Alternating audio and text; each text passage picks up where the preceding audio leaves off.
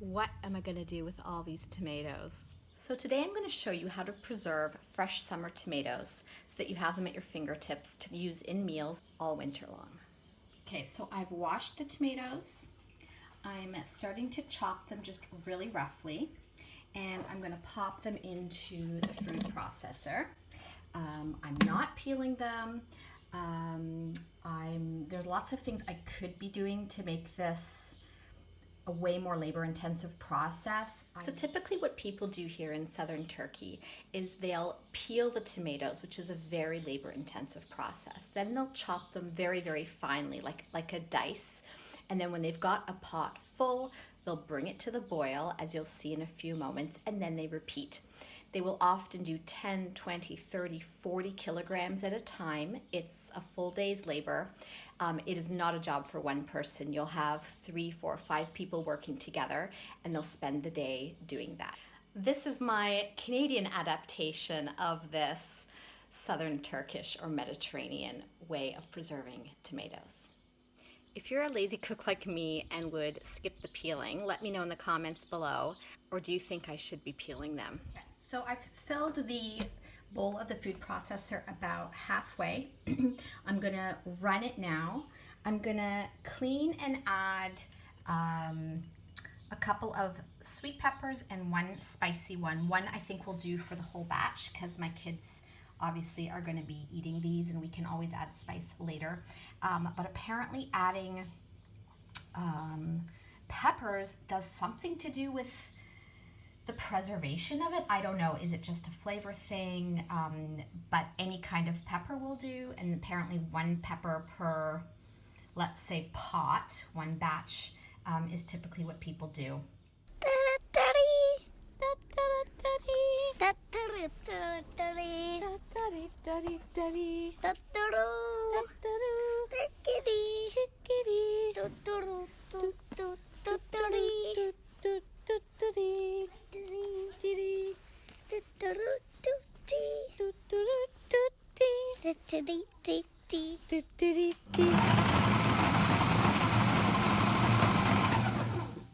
So I could go further, but I might just do this a couple more times. I don't want them to get totally pulpy. I want there to be some texture to them. So I might just run that 1 or 2 more times.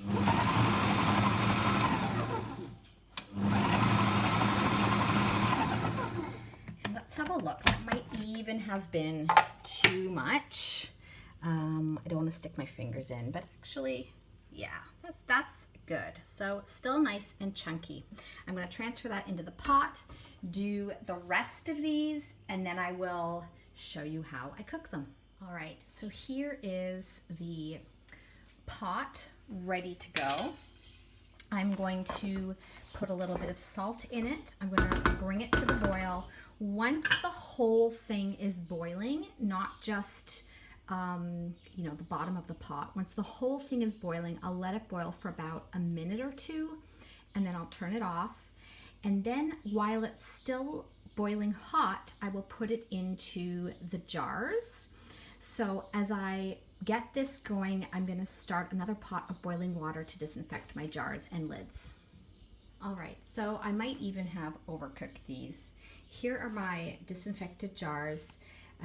They're still really hot. I don't want to touch them.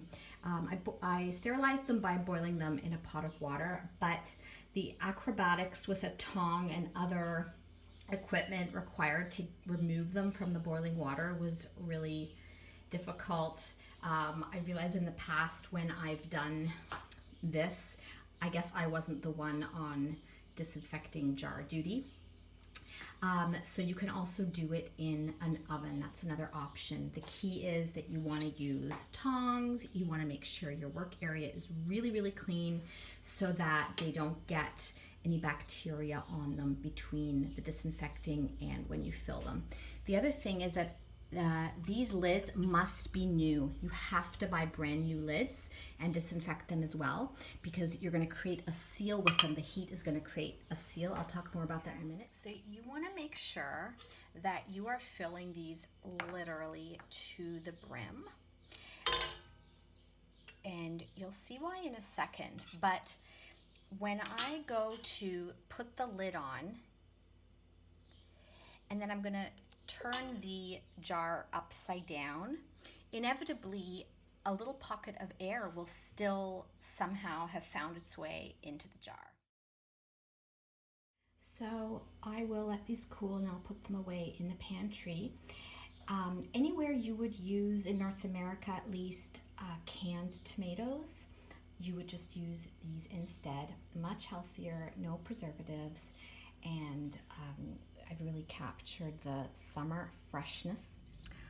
Those of you who know me and who know my family know that my husband loves food, loves to cook, and loves food in very, very large quantities. And I don't mean how much he eats.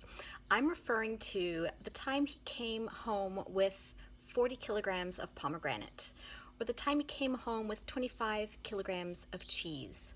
I plan to do a series of videos on this channel, From Canada to Adana, where I show you what I do with these large amounts of food. Today's video about tomatoes in our garden was a sneak preview of what's to come. So if you enjoyed this video, please give it the thumbs up.